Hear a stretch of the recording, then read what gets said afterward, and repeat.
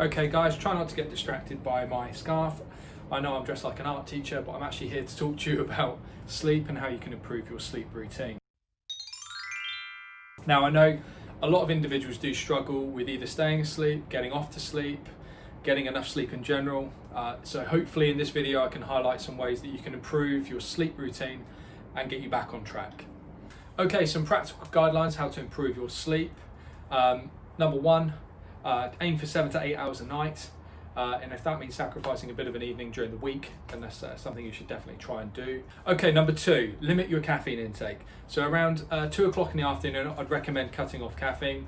The reason being, coffee takes about 45 minutes, or caffeine takes about 45 minutes to get into the system, and then it has a half-life around 4 to 5 hours. So you're still going to have caffeine in your body prior to going to bed, obviously if the later you're having the coffee.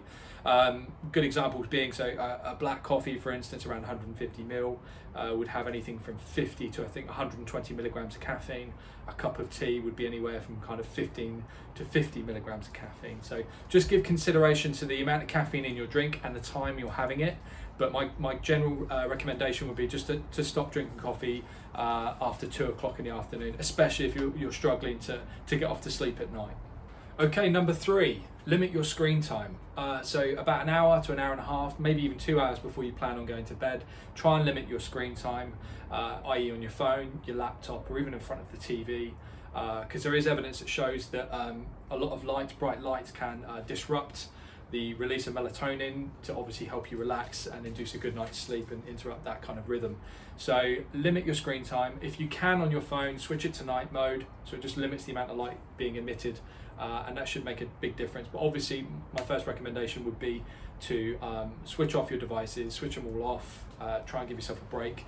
Obviously TV is one thing, so try not to be too occupied with too many screens, and just give you enough time to have that downtime. I mean, as another option, run yourself a hot bath, read a book if you can get away from the screen. Okay, number four, your bedroom should be cool and dark, and there should be no light. For you to, obviously, don't be scared of the boogeyman, just make sure everything's off.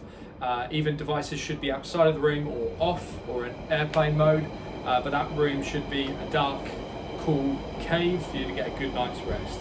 Any lights or devices are going to disrupt your sleep. Number five, wear an eye mask. I know they sound sexy, but they really are effective. They have been shown to speed up the time it takes to get off to sleep. So if you're one of those individuals that are struggling to relax and switch off, just by having an eye mask on might help you get off to sleep faster. It may not keep you asleep, but it might help you get off a bit quicker.